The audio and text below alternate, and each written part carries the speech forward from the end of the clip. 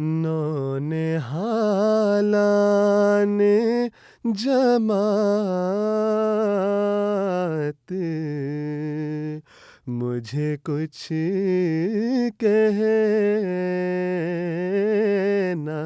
है, पर है ये शर्त के ज़ाए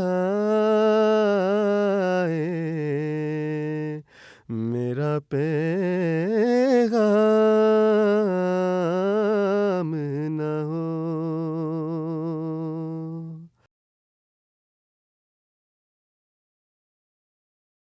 So I believe next year, I think in Canada, July of 2018, marijuana is being legalized.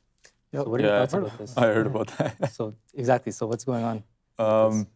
Well, I think it's been evident here in society. You know, with a lot of the teenagers, actually my professors in university, even some of my doctors that I know, they chronically smoke marijuana, and it's like a cultural thing now. It's as if, like, you know, smoking cigarettes. Actually, I think smoking cigarettes has gone down, and marijuana smoking is. People don't even try to hide it. Yeah, they don't hide it. So, like, if you talk to somebody and you tell them, you know, these are the negative side effects of having, you know, this drug in your system, and if I'm a professor talking about that, and yet I smoke on my, you know, my break, then, you know, what type of message does that send? So I think it's very prevalent. It's everywhere in society. So now then they're just trying to say, okay, if it's already out there, we're getting penalized for it, you might as well make it legal. Yeah. And I get their point of view, because if you look at alcohol is legal in society. There's a certain age, after that age, it's legal for you to have alcohol.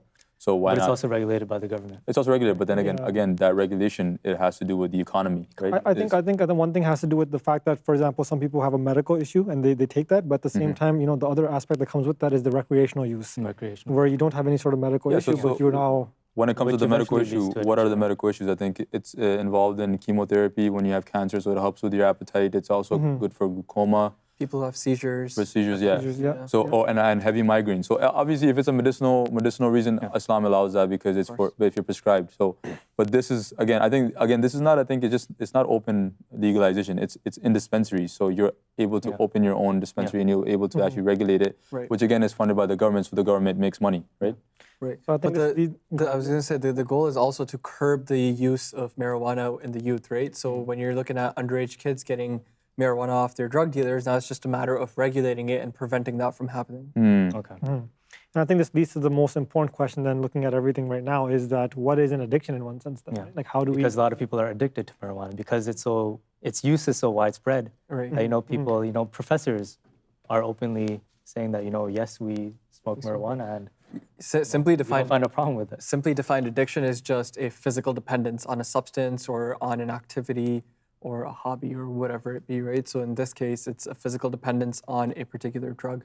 But what other types of addictions are there that we see in society? These are Other than substances. because Exactly, yeah. When we speak about addiction, it's not necessary that somebody's addicted to a certain substance. It could be anything. Yeah, so the example sometimes people give is that there's like these concepts, for example, alcoholic, but then there's shopaholic, workaholic. These are all aholics. Yeah, some people that are, you know, addicted to working, and they can't stop working, and they love that. So They love the high of working, right? Yeah. So Exactly. In essence, I think a lot of our parents are addicted to tea, right? Tea as well is one example, right? So in essence, we're Basically, all... people in general. But that's also a cultural thing, I think right? I Just like marijuana. might even be addicted to tea, but I'm not gonna admit it. So in essence, we could say that we're all addicts at one thing when there's an extreme in terms of not maintaining that balance. Right. Whether it's workaholic or alcoholic or shopaholic, it's just a matter of balancing that out so it doesn't go to that extreme in one sense, right? Okay, so what are some of the more rampant addictions that we see nowadays in society, especially among the youth?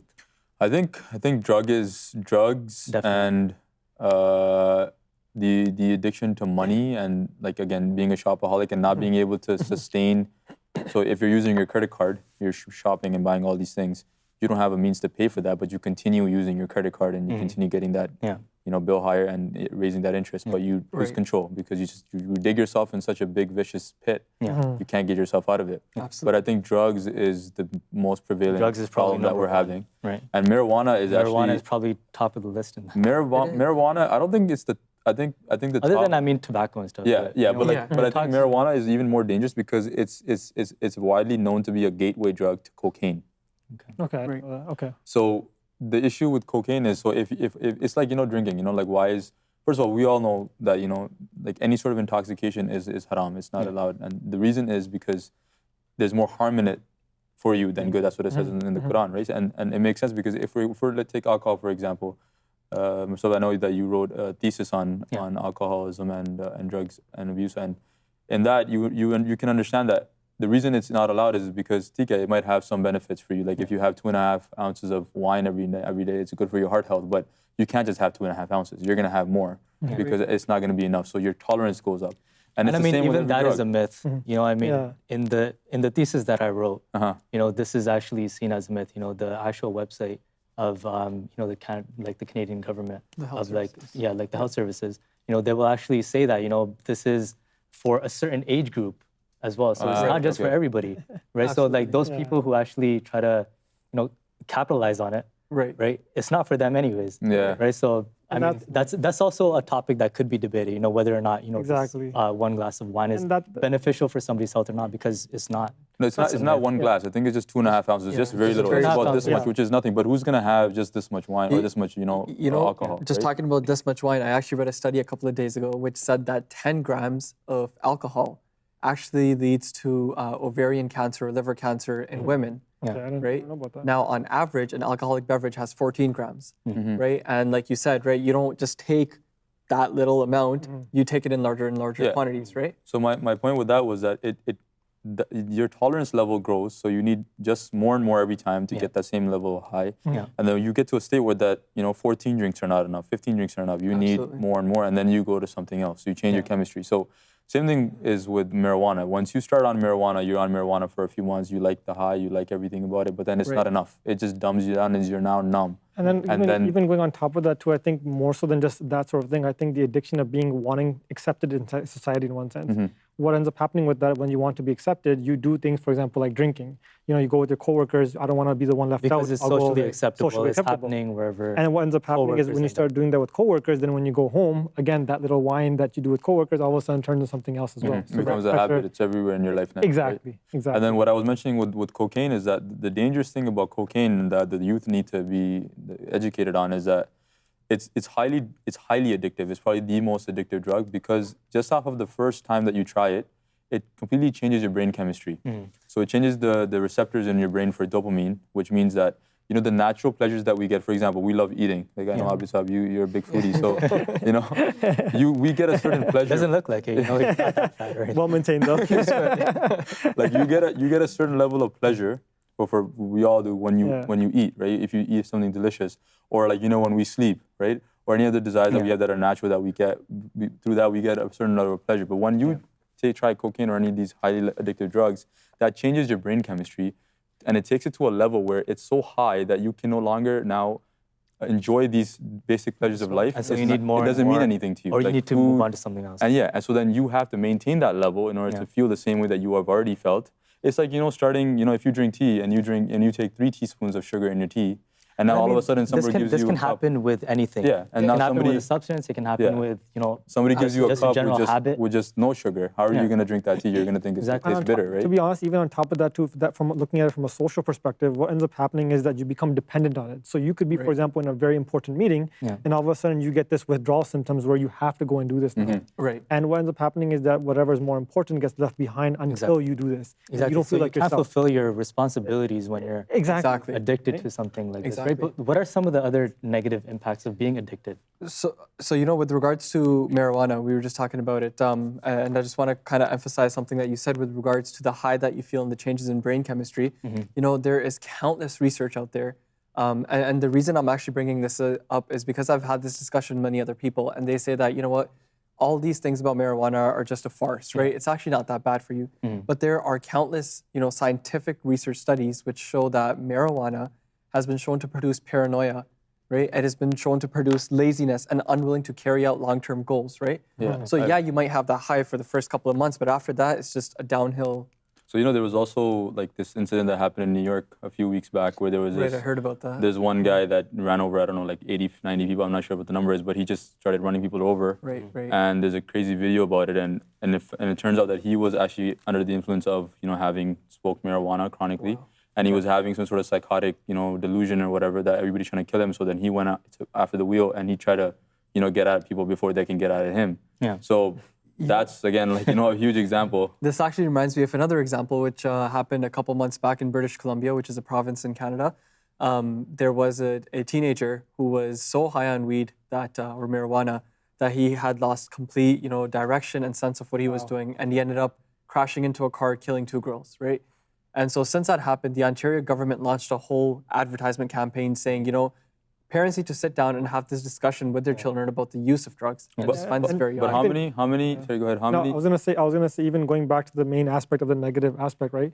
Whenever I talk to people about this, though, the one thing I always notice is that it's almost like a coping mechanism for most people, because for them it's like I can't Because they deal can't with the stress emotional, of everyday life. the trauma, the work-related issues, or whatever it is, and it becomes this sort of coping mechanism to deal with that stress. So they can't deal with that. So then, But then why not- slowly it just overtakes your life in other aspects. in other as aspects as well. Because Unfortunately, you're trying to hide exactly. from something. To be honest, Instead of I actually, find it. I find it to be solving the issue. You I have find to, it to be a great Exactly. weakness. Like that's if you think It about is. it It is logically, a it's a great weakness. Like if a you weakness.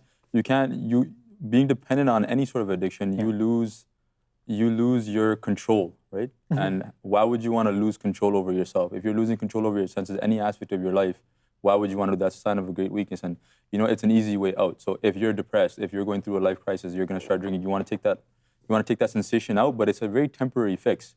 But where do we find a permanent fix? And, and like this kills ambition as well. Like how you said it's like a weakness, right? So I was actually watching this Discovery documentary about addiction, right. in which they featured marijuana and other drugs as well, right? So there was this old man who's probably been smoking marijuana for most of his life, Right. and he says that one of the things that I really regret at this age when I'm so old is that I didn't accomplish something that I'm proud of, right? Because it killed any ambition that I had. Amotivational syndrome. Exactly. Right.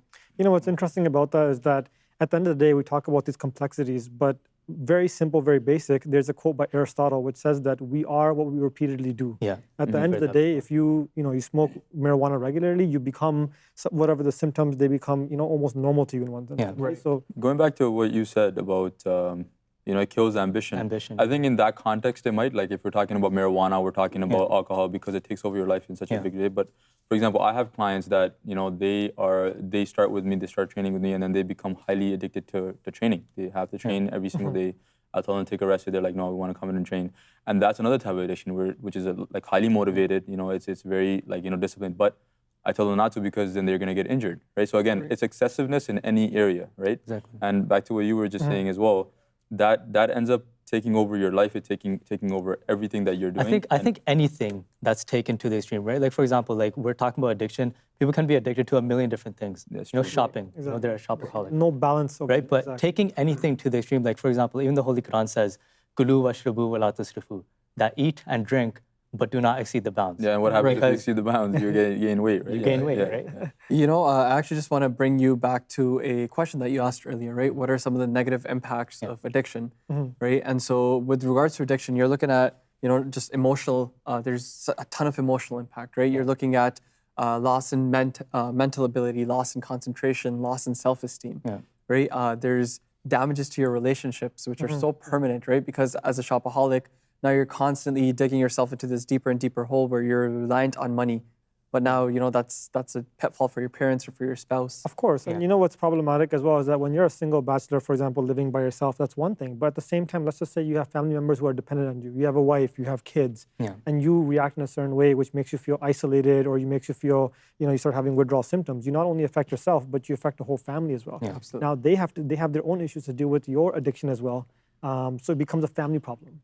Right? So you hurt more people. Like And then that affects your relationship. Like if I'm a cocaine addict, right? All I think about is getting my hands on some money, getting some cocaine, and I'm gonna be high almost all day, and I'm not even gonna be able to move. I'm just gonna be paralyzed in that corner, and I'm just gonna be in like a state of like numbness, and that's gonna have an effect on my relationship. I'm not gonna be able to provide for my family. I'm not gonna have to have a sustainable job. I'm gonna be edgy all the time. So I'm gonna like drive the people away from me. Yeah, the social impact of addiction and drugs and alcoholism. It's so deep. People don't realize how deep of an impact it has on family life as well. A lot of people are afraid to report, or like afraid to get help even Because there's a stigma behind it, right? Because there's a stigma of being an alcoholic, or addiction to gambling as well.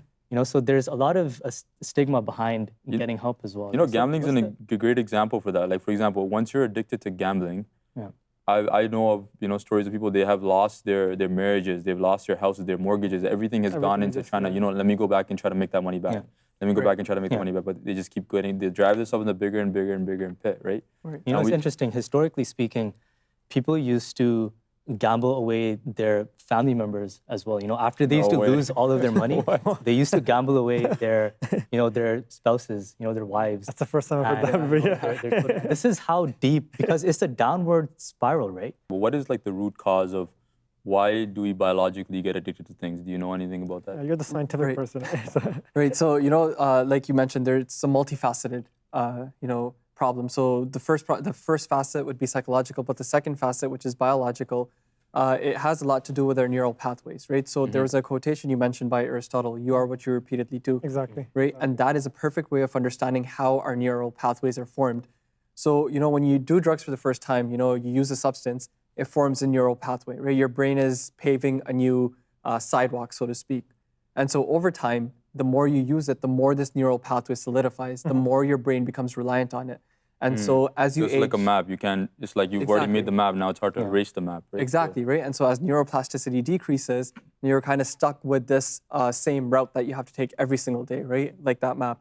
And so that is one of the... So I guess you can't really blame these guys that are addicted to something, because now they can't help it. The wiring has already been built. You have to now rewire them or unwire them. That it becomes second nature. I think this doesn't necessarily always have to do with substance abuse, right? I mean, like, for example, when we're driving home, right? Sometimes we zone out, and you don't remember how and then we just end up at home, and we have no idea how we got there. You ended up absolutely. So that's sort of the same thing going on, right? Absolutely. And I think that this kind of ties into the elephant in the room in one sense, which is that, okay, so how do we address this now? What are some things, or what are the beneficial habits that we can, to address some of these things now? Because obviously addiction is rampant. Right. So what do you guys come to mind? What's the alternative?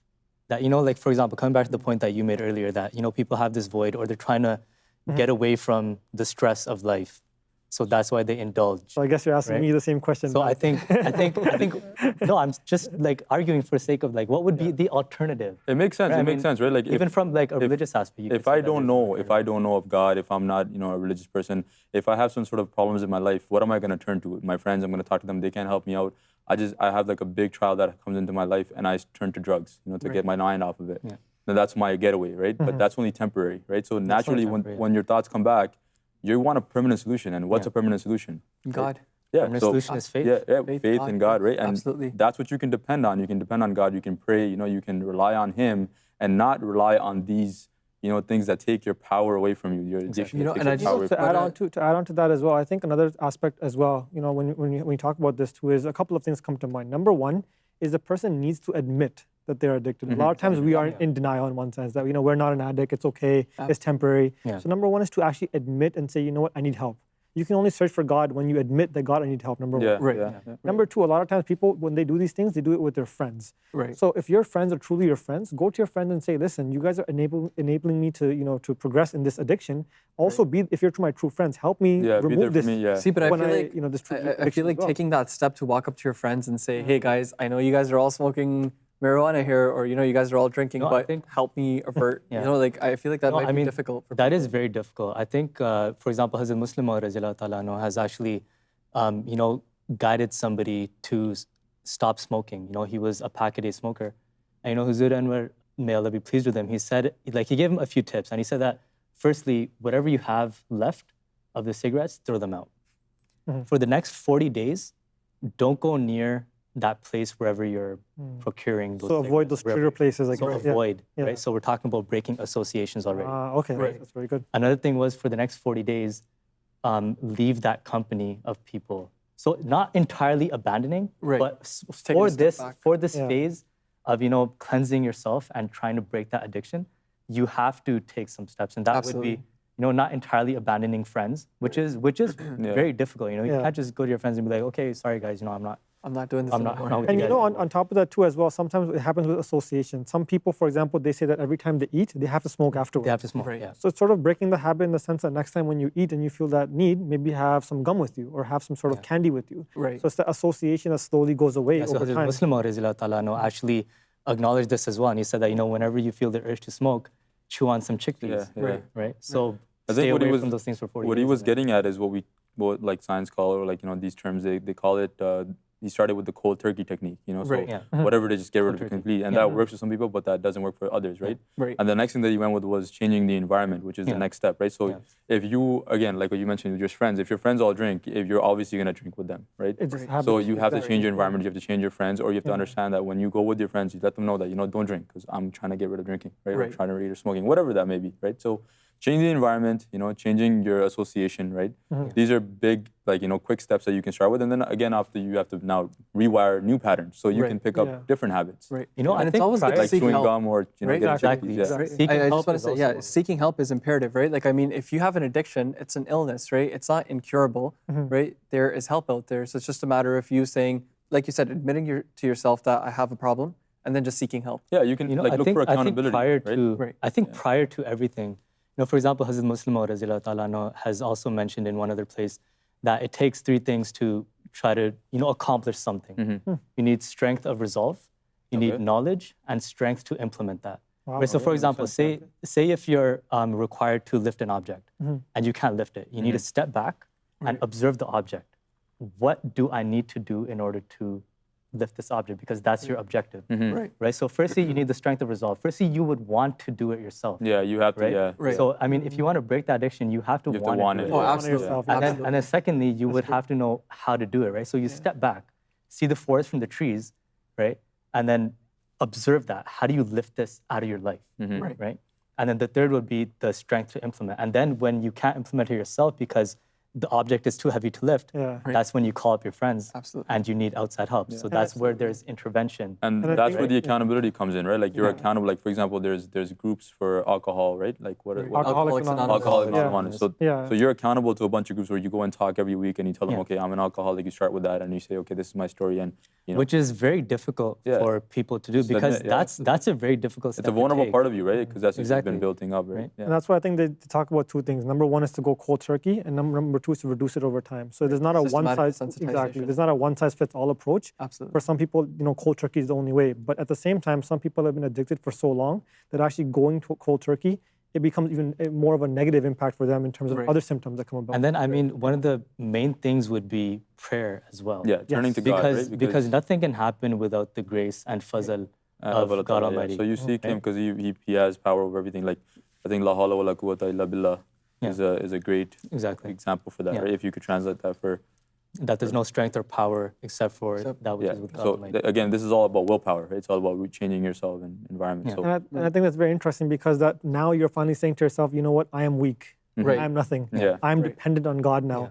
You know, we made this substance as our God in one Yeah. sense. We Right. made this substance as being like, you know, we worship this Yeah. thing, we take time for it, we go out of our way to do this. Right. But now we say, you know what, God, I pray in front of you and say, I am weak. Right. You are my now, my being that's going to help me now. Right. You know? And then when God assists you, Then then there's nothing that can stop. then there's no worries. Yeah, exactly. Absolutely. So I mean, what are the final conclusions I guess we could make? Because addictions, as we've concluded, they can break, you know, and we can do it. We just need Look, addiction is that resolve and absolutely, addiction is rampant, right? But like you said, it's very easy to break once you've admitted to yourself that, you know, I have a problem, and then you follow the steps that we've just laid out just now. You know, you have this external locus of control, which is your drugs or whatever you're addicted to, but then you replace that with God. And then there's nothing out there that can overpower God. Yeah. He is the Almighty, right? And I think at the end of the day, as we all realize that we have some form of addiction. I mean, myself personally, I'm someone who loves sugar. That's something that, you know, I have to that's work a on. lot of people, you know, I would probably be guilty of that too. Right? So that's something that I think that we all have to analyze ourselves and not look down on others, but at the same time point the fingers at ourselves first. Of course. You know, Definitely. for all the little things that we have that could be classified as an addiction. Definitely. And then I mean, just being there for people who are struggling with addiction as well. Yeah, absolutely. Right? Knowing Those how are your brothers difficult and it is, sisters. yeah. Absolutely, of course. So I really enjoyed this discussion. We definitely need to meet again. Absolutely. Hopefully, Yes. you know, soon. Not with some cake because I Might indulge yourself too much. Nothing that we're addicted to. Yeah. Okay, that was great. Jazakallah. Jazakallah. Assalamu alaikum. नौने हालाने